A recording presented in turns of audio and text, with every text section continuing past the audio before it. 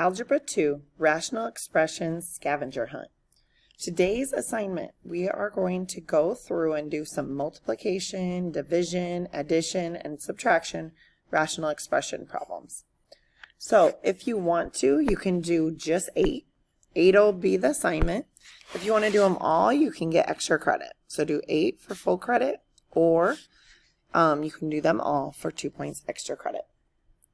Now let's go ahead and start, not on the first one. Normally this would be set up around the classroom, so we just start at a random problem. I think I'm going to have us start on the 5th problem. So if we start on the first problem, I think it will give us all multiplication and division problems. But if I start on this 5th problem, then I'll get to some addition and subtraction problems. So I'm going to say, let's start here. So if we label like 1, 2, 3, 4, 5, start on the 5th problem. We'll just fill that in on number 1 though. So I'm going to go ahead and pause my video and grab this problem and we'll go through it together. All right, so we can go ahead and factor the numerator there. So x squared minus 2x minus 35, we can break that into x and x. And then 35 would be 7 and 5.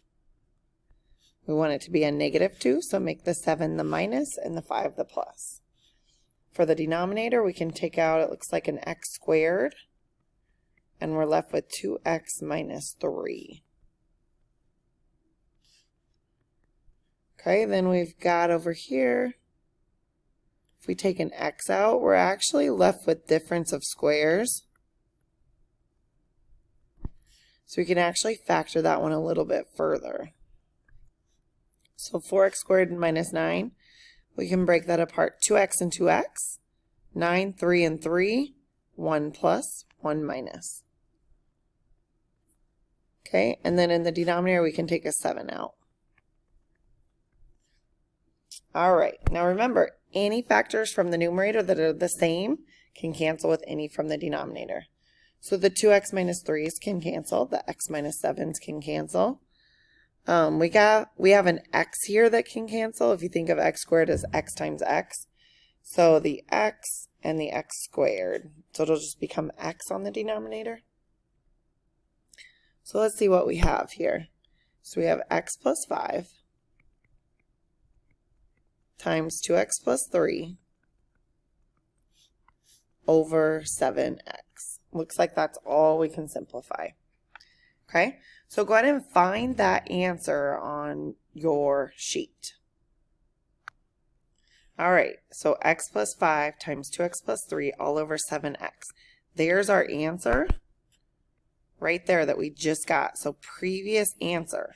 So this was the first problem we did. We're going to do this problem next. So go in the order that you get when you figure out the correct answer. And if you don't see the correct answer, maybe try to rework it or rewrite it. So let's try number 2 here.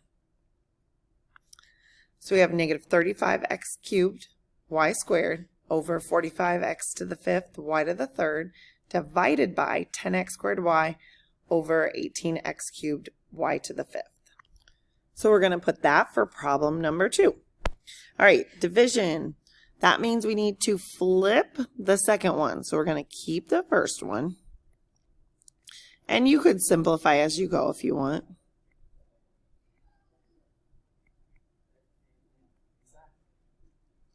Change the sign.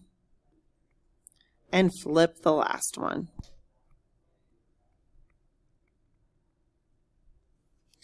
All right, now we could just start multiplying across. I'm going to go ahead and simplify my fractions here.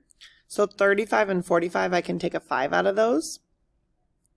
So that would be -7 over 9.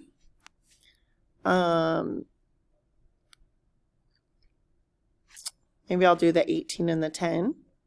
So we can take 2 out of those.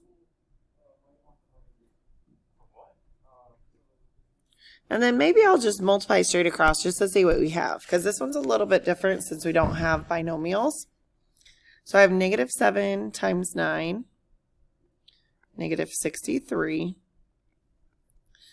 X to the third would be x to the 6th. Y to the 2nd to the 5th, that'd be y to the 7th. So we're going to add those up. And then on my denominator, 9 times 5 is 45. X to the 5th, x to the 2nd would be x to the 7th. And y to the, don't forget that's the first power, y to the 4th. All right, again, we can take a 9 out of these two. So we're going to get 7 and 5. So I'm just going to write it over here. So negative 7 over 5.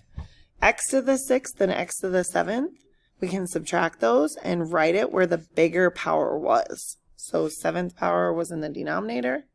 Put an x to the first down there. Okay? Y to the 7 minus 4, y to the third, because the bigger one was the 7.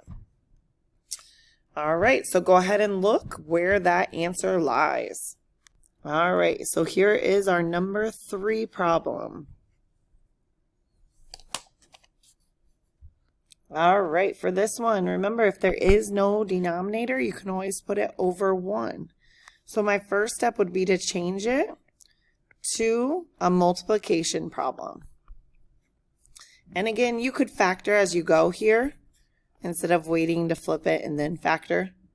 This is going to be one also where I'm going to rewrite this because I want that highest power to come first. So I want my x squared to come first and then my 16.